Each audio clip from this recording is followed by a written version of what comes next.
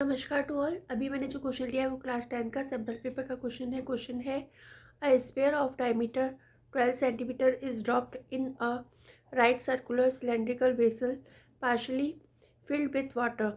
If the sphere is completely submerged in water, the water level into the cylindrical vessel rises by 3 by 5 upon 9 centimeter. Find the diameter of the cylindrical vessel. इसका translation है कि एक गोला जिसका कि व्यास 12 centimetre है उसको एक बेलनाकार बर्तन में गिराया जाता है जिसमें कि थोड़ा सा पानी भरा हुआ है। अगर गोला जो है वो पूरी तरह पानी में डूब जाता है और पानी का लेवल जो है वो 3/5/9 बेलनाकार बर्तन में बढ़ जाता है तो अपने को जो बेलनाकार बर्तन है उसका व्यास पता करना है। अब इसका सॉल्यूशन है, इसके अंदर अपने को डायमीटर ऑफ स्फीयर दे रखा है, गोले का व्यास दे रखा है वो 12 सेंटीमीटर दे रखा है। अपने को फॉर्मूले के अंदर रेडियस चाहिए तो रेडियस त्रिज्या पता करने के लिए त्रिज्या जो होती है वो डायमीटर की हाफ होती है, व्यास की आधी होती है। तो radius of sphere is equal to half करने के लिए 2 से डिवाइड कर देंगे डायमीटर को 12 को, तो 12 divided by 2 is equal to 6 centimetre. तो त्रिज्या या रेडियस जो आ गई वो 6 सेंटीमीटर आ गई। फिर volume of sphere is equal to, ये फॉर्मूला होता है 4/3 पाई आर क्यूब। आर जो है वो 6 दे रखी है तो आर की जगह अपन 6 लिख देंगे। फिर इसके अंदर ये बोला गया है कि गोला जो है वो पानी के अंदर पूरी तरह डूब जाता है तो गोले का जो वॉल्यूम होगा और सिलेंडर के अंदर पानी जितना ऊंचा हुआ उन दोनों का जो वॉल्यूम होगा वो इक्वल होगा। तो volume of water rise in cylinder is equal to volume of submerge sphere जो होगा वो इक्वल होगा। Sphere is submerge into water in cylindrical vessel then water rise by 3/5/9।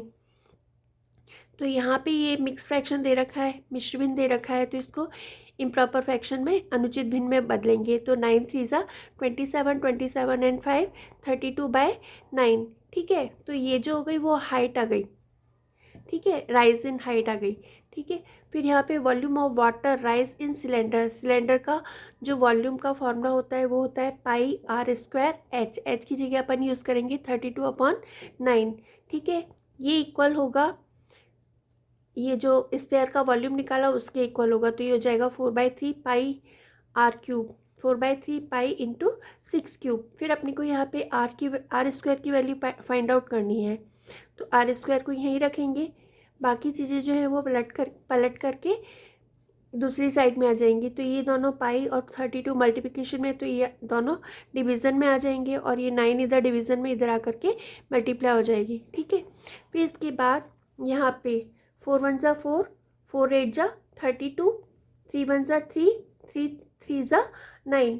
फिर ये दोनों जो है यहाँ पे 8 बचा, फिर 6 और 8 दोनों 2 से डिविजिबल होंगे, दोनों को 2 से डिवाइड करेंगे तो 2 3 ज़ा 6, 2 4 ज़ा 8। फिर 4 और 6 2 से डिविजिबल होंगे, दोनों को 2 से डिवाइड करेंगे, 2 3 ज़ा 6, 2 2 ज़ा 4।